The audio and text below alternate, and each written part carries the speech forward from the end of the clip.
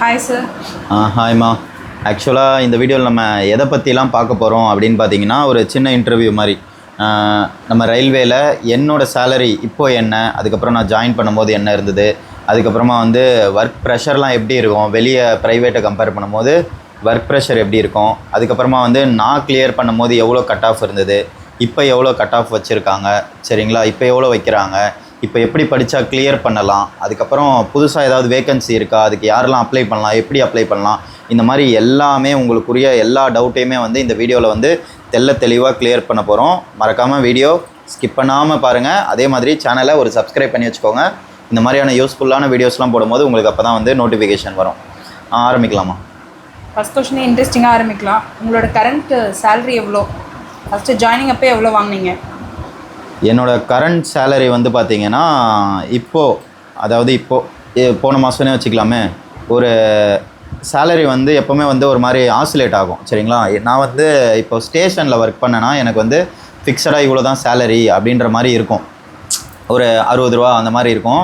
நம்ம வந்து இப்போ செக்ஷனல் ஸ்குவாடு, சரிங்களா. ஸோ அதனால் வந்து கொஞ்சம் எக்ஸ்ட்ரா வரும். ஒரு 67 ரூபா 68 ரூபா இந்த ரேஞ்சுக்கு வந்து வரும். இது நம்ம ஒர்க் பண்ணுறதை பொறுத்து. நான் ஒரு 22 நாள் 20 நாள், இப்போ ஒரு 22 நாள் ஒர்க் பண்ணேன்னா இந்த ரேஞ்சுக்கு வரும் சேலரி மந்த்லி, சரிங்களா. இதுவே வந்து நான் ஒரு கம்மியாக 20 நாளைக்கும் கீழே ஒர்க் பண்ணேன்னா ஒரு 64 ரூபா அந்த ரேஞ்சுக்கு வந்துடும். இது என்னோடய கரண்ட் சேலரி. ஜாயின் பண்ணும்போது வந்து பார்த்திங்கன்னா, ஜாயின் பண்ணும்போதே எனக்கு சாலிடாக ஒரு 60 ரூபா கிட்ட வந்தது ஜாயின் பண்ணும்போதே. நான் ஸ்டேஷனில் ஒர்க் பண்ணியிருந்தேன்னா இதுவே ஜாயின் பண்ணும்போது ஒரு 54 ரூபா 55 ரூபா இந்த ரேஞ்சில் இருந்திருக்கும், சரிங்களா. இவ்வளோ தான். அதே மாதிரி வருஷம் உங்களுக்கு வந்து இன்க்ரிமெண்ட்டு ஒரு வருஷமும் இன்க்ரிமெண்ட் இருக்கும். ஸோ நிறைய அலவன்ஸ்லாம் இருக்கும். இந்த இன்க்ரிமெண்ட் போக உங்களுக்கு வந்து பார்த்திங்கன்னா எல்லா வருஷமும் யூனிஃபார்ம் அலவன்ஸ் அப்படின்னு சொல்லிலாம் ஒன்று வரும்.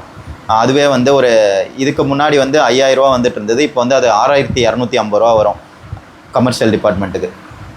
ஒர்க் ப்ரெஷர்லாம் எப்படி இருக்கும்? ஒர்க் ப்ரெஷர் வந்து பார்த்திங்கன்னா உங்களுக்கு ப்ரைவேட்டை கம்பேர் பண்ணுறளவு எந்த டியூட்டினாலும் எந்த ஒரு வேலைனாலும் கஷ்டம் இருக்கும்.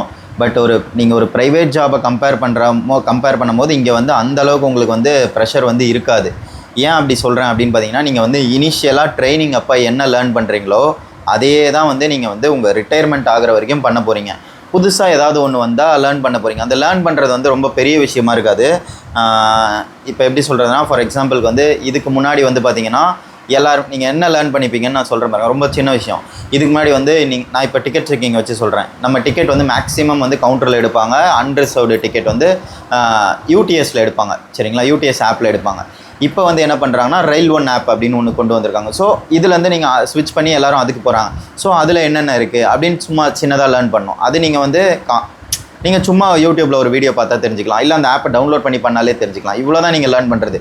பண்ண விஷயத்தை தான் ஜாயின் பண்ணதுலேருந்து ரிட்டையர் ஆகிற வரைக்கும் பண்ண போகிறீங்க. வேலை வந்து பெருசாக புதுசாக உங்களுக்கு கற்றுக்கணுன்றது இருக்காது. ப்ரெஷர் வந்து இருக்கும். ஒரு கேஸ் ரியலைஸ் ஆகாது, சரிங்களா. யாராவது ஒருத்தர் வித்தவுட்டில் பிடிக்கிறீங்க, அந்த டைமில் வந்து என்னைக்காவது ஒரு நாள் சண்டை கிண்ட பெருசாக இருக்கும். அந்த மாதிரியான ப்ரெஷர்லாம் இருக்கும். மற்றபடி வந்து ஸ்மூத்தாக போகும்.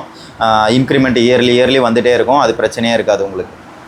இப்போ எக்ஸாம் எல்லோரும் கஷ்டம்னு சொல்கிறாங்க. நீங்கள் கிளியர் பண்ணும்போது ப்ரிலிம்ஸ் மெயின்ஸ் கட் ஆஃப் எவ்வளோ இருந்துச்சு? நீங்கள் எவ்வளோ ஸ்கோர் பண்ணீங்க? ஓகே, இது ஒரு சூப்பரான கொஸ்டின்.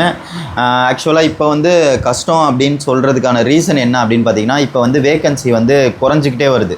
ஒவ்வொரு வருஷமும் வந்து வேக்கன்சி வந்து கம்மி பண்ணுறாங்க.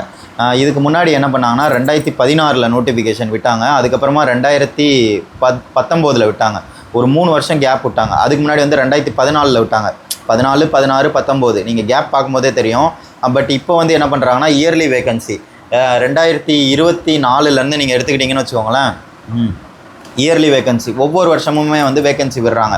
கிராஜுவேட்டுக்கு அண்டர் கிராஜுவேட்டுக்கு என்டிபிசின்னு எடுத்துக்கிட்டிங்கன்னா அதே மாதிரி குரூப் டி விடுறாங்க, ஏஎல்பி விடுறாங்க, டெக்னீஷியனு. புதுசாக வந்து இந்த வருஷத்துலேருந்து செக்ஷன் கண்ட்ரோலர்னு ஒரு நோட்டிஃபிகேஷன் விட ஆரம்பிச்சிருக்காங்க.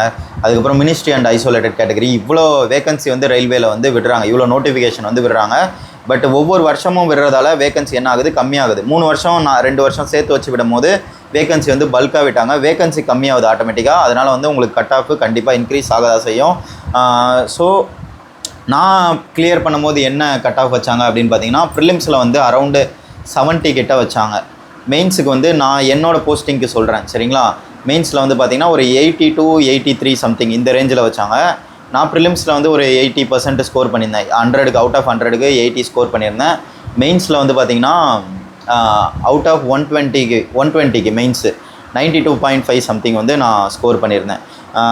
இப்போ நீங்கள் உங்களோட ஸ்ட்ராட்டஜி எப்படி வச்சுக்கிட்டா நீங்கள் வந்து கிளியர் பண்ணலாம் அப்படின்னு பார்த்தீங்கன்னா, இதுக்கு முன்னாடி வந்து பார்த்தீங்கன்னா ரயில்வே எக்ஸாமை பொறுத்த வரைக்கும் ப்ரிலிம்ஸ் வந்து யாருனாலும் கிளியர் பண்ணுவாங்க. பேங்கிங் படிக்கிறவங்க கூட கிளியர் பண்ணுவாங்க. எப்படி பேங்கிங் படிக்கிறவங்க கிளியர் பண்ண முடியும்?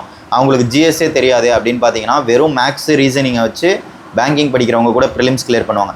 பட் மெயின்ஸில் வந்து அவங்களுக்கு ஜிஎஸ் தெரியாது, மெயின்ஸில் வந்து விட்டுருவாங்க. மேபி மிஞ்சி போனால் டைப்பிங் போஸ்ட் வந்து அவங்க எடுக்கலாம்.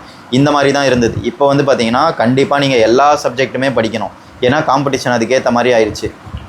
ஸோ ப்ரிலிம்ஸுக்கே நீங்கள் வந்து ப்ரிலிம்ஸையே ஒரு மெயின்ஸாக நினச்சி படிங்க. இப்போ ரீசெண்டாக நான் சொல்கிறது அதுதான். ஆப்டி ரீசனிங் இதை மட்டும் வச்சுட்டு நீங்கள் ப்ரிலிம்ஸுக்கு போகக்கூடாது.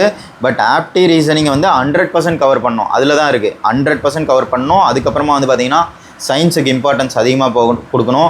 அதுக்கப்புறம் ஜென்ரல் அவேர்னஸ், எல்லா சப்ஜெக்ட்லையும் ஒரு நாலேஜ் இருக்கணும் உங்களுக்கு. எல்லா சப்ஜெக்ட்லையும் எது இம்பார்ட்டனோ ப்ரிலிம்ஸ்க்கு கம்பல்சரி அதெல்லாம் தெரிஞ்சு வச்சுக்கணும். கரண்ட் அஃபேர்ஸ் கொண்டு நீங்கள் ப்ரிலிம்ஸ்க்கு பார்த்துட்டு தான் போகணும்.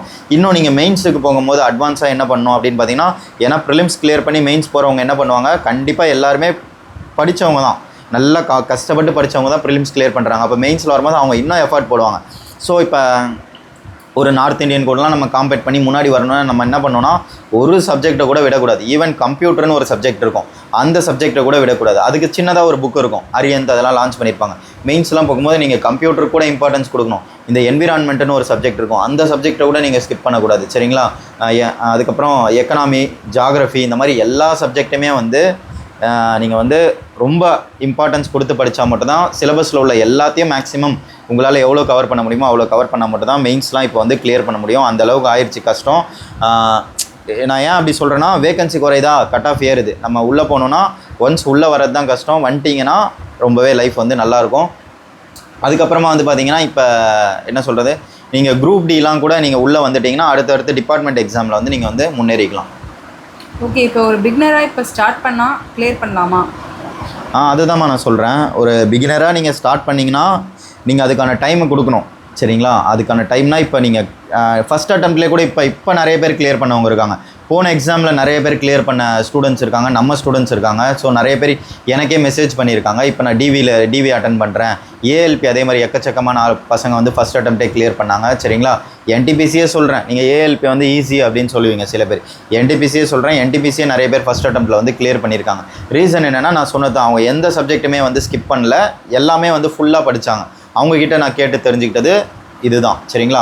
முன்னாடி நீங்கள் ஏதாவது ஒரு சப்ஜெக்ட் வந்து ஸ்கிப் பண்ணலாம். ஈவன் மெயின்ஸுக்கே கூட நீங்கள் ஒரு சப்ஜெக்ட்டில் வீக்காக இருந்தீங்கன்னா நீங்கள் வந்து ஏதாவது ஒரு அட்லீஸ்ட் ஒரு டைப்பிங் போஸ்ட்டாவது அடிச்சுட்டு போக வாய்ப்பு இருந்தது. இப்போ வந்து எல்லாமே நீங்கள் வந்து நல்லா ஸ்ட்ராங் பண்ணணும். மெயினாக வந்து ஆப்டி ரீசனிங் A to Z வந்து கரைச்சி குடிச்சிருக்கணும். சரிங்களா? இதுதான். அதே மாதிரி காலையிலேருந்து நைட் வரைக்கும் உங்களுக்கு எவ்வளோ ஃப்ரீ டைம் கிடைக்குதோ ஃபுல்லாக படிங்க. ஸோ இந்த மாதிரி நீங்கள் வந்து அந்த ப்ராசஸ் ஃபுல்லாக நம்ம கொஞ்சம் டிசிப்ளினாக கொண்டு போயிட்டோன்னு வச்சுக்கோங்களேன், கண்டிப்பாக வந்து கிளியர் பண்ணிடலாம். ஒரு குட்டி ப்ரமோஷன் பண்ணிக்கிறேன் நடுவில். அதே மாதிரி உங்களுக்கு எப்படி படிக்கணுன்னே ஐடியா இல்லை, நீங்கள் எல்லாமே இது வரைக்கும் அப்ளை பண்ணியிருக்கீங்க. சரிங்களா? ஏஎல்பி அப்ளை பண்ணியிருப்பீங்க, எக்ஸாம் டேட் வந்துடுச்சு டெக்னீஷியனுக்கு. அதுக்கப்புறமா வந்து பார்த்திங்கன்னா என்டிபிசி வந்து கூடிய சீக்கிரம் எக்ஸாம் டேட் வந்து விட்டுருவாங்க. மேக்ஸிமம் ஏப்ரல் மேலே என்டிபிசியுமே இருக்கும், இல்லைனா எலெக்ஷனுக்கு அப்புறம் கூட இருக்கும். So NTPC graduate, under graduate இது எல்லாத்துக்குமே நீங்கள் அப்ளை பண்ணியிருக்கீங்க. ஜெய் எப்படி படிக்கணும் அப்படின்னு தெரியலனா ப்ளே ஸ்டோர் போங்க, ரயில்வேஸ் தமிழ் ஆப் இருக்கும், அந்த ஆப்பை டவுன்லோட் பண்ணிக்கோங்க. இப்போ வந்து ஆக்சுவலாக வந்து பொங்கல் ஆஃபர் போது எல்லா கோர்ஸுமே வந்து 1000 rupees தான். என்டிபிசி கோர்ஸ் மட்டும் 1300 rupees. இதில் வந்து உங்களுக்கு வந்து கம்ப்ளீட் கிளாஸஸ், அது மட்டும் இல்லாமல் டெஸ்ட் சீரியஸுமே வந்து இன்க்ளூட் ஆகிருக்கும். டெமோ பார்த்துட்டு கிளாஸ் வந்து ஜாயின் பண்ணிக்கோங்க. சரிங்களா? இப்போ கரண்ட்டில் ஏதாவது வேகன்சி இருக்கா? இப்போ கரண்ட்டில் வந்து பார்த்திங்கன்னா இந்த மாதம், அதாவது ஜனவரி 21 வந்து குரூப் டி வந்து ரிலீஸ் ஆக போகுது. இது ஒரு பல்க் வேகன்சி, சரியான வேகன்சி. இதெல்லாம் வந்து இந்த வாட்டி கண்டிப்பாக மிஸ் பண்ணிடாதீங்க. சரிங்களா? ஏன்னா வேகன்சி இது செம்ம வேகன்சி தான். இதுக்கு அடுத்து வர வேகன்சி குறையும். எல்லாருமே அப்ளை பண்ணுங்கள். குவாலிஃபிகேஷன் வந்து இதுக்கு வந்து பார்த்திங்கன்னா 10th தான். நீங்கள் ஆல்ரெடி என்டிபிசி அப்ளை பண்ணியிருக்கீங்க, ஜேஇ அப்ளை பண்ணியிருக்கீங்க, ஏஎல்பி அப்ளை பண்ணியிருக்கீங்கனாலும் இதுக்கும் நீங்கள் அப்ளை பண்ணலாம். நீங்கள் 10th பாஸ் பண்ணியிருந்தீங்கன்னா இந்த ஜாபுக்கும் அப்ளை பண்ணலாம். ஜனவரி 21 நோட்டிஃபிகேஷன் வரும். வந்த உடனே நான் எப்படி அப்ளை பண்ணலாம் எல்லாமே வந்து நான் வந்து உங்களுக்கு தெளிவாக வீடியோ போடுவேன். நீங்கள் வந்து அதுக்கு என்ன பண்ணணும், நம்மளை ஒரு ஃபாலோ மட்டும் போட்டு வச்சுக்கோங்க மறக்காமல். அப்போ தான் வந்து நான் வீடியோ போட்டோன்னு வந்து தெரிய வரும். ஏன்னா நீங்கள் இந்த குரூப் டி உள்ளே போயிட்டீங்கனாலே அடுத்தடுத்து ஈஸியாக மேலே வந்துடலாம். குரூப் டியில் வந்து இன்றைக்கி கூட்ஸ் கார்டு ஆனவங்க எத்தனையோ பேர் இருக்காங்க, ஆஃபீஸ் ஒர்க் பார்க்குறவங்க எத்தனையோ பேர் இருக்காங்க, அதே மாதிரி டிடி ஆனவங்க எத்தனையோ பேர் இருக்காங்க. சரிங்களா? ஸோ குரூப் டின்னு அசால்ட்டாக விடாதீங்க.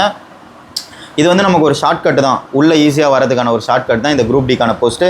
இது வந்து உங்களுக்கு சிங்கிள் ஸ்டேஜ் எக்ஸாமினேஷனாக இருக்கும். அதனால் எக்ஸாமுமே வந்து ஓரளவுக்கு ஈஸியாக தான் இருக்கும். ஓரளவுக்கு ஈஸியாக இருந்தாலும் என்ன ஆகும், இதுலேயுமே கட் ஆஃப் வந்து நமக்கு ஸ்டாண்டர்டாக 75-80 வைப்பாங்க. ஸோ அதனால் அந்தளவுக்கு இதுலேயுமே நம்ம வந்து எஃபர்ட் போட்டு படிக்கணும். சரிங்களா? SC ST இருந்தால் கொஞ்சம் கம்மியாக வரும். இந்த அன்ரிசர்வ் கேட்டகரிலாம் வந்துட்டிங்கன்னா 75 ஸ்டாண்டர்டாக வந்து எதிர்பார்க்கலாம், 75+ எதிர்பார்க்கலாம். ஸோ இந்த குரூப் டி நீங்கள் அப்ளை பண்ண போகிறீங்கனாலும் இப்போத்துலேருந்தே ப்ரிப்பரேஷனை ஸ்டார்ட் பண்ணுங்கள். கோர்ஸ்லாம் ஆஃபரில் போதா இப்போயே வாங்கி வச்சு படிக்க ஆரம்பிச்சிருங்க. கம்பல்சரி நோட்டிஃபிகேஷன் வந்து 21ஆம் தேதி வந்தோடனே நான் உங்களுக்கு வந்து அதை பற்றின ஃபுல் டீட்டெயில் தெளிவாக வந்து வீடியோ போட்டுருவேன் மக்களே. இந்த மாதிரியான யூஸ்ஃபுல்லான வீடியோஸ்க்கு நம்மளோட ஐடியா ஒரு ஃபாலோ பண்ணி வச்சுக்கோங்க. பை பை, டேக் கேர் மக்களே.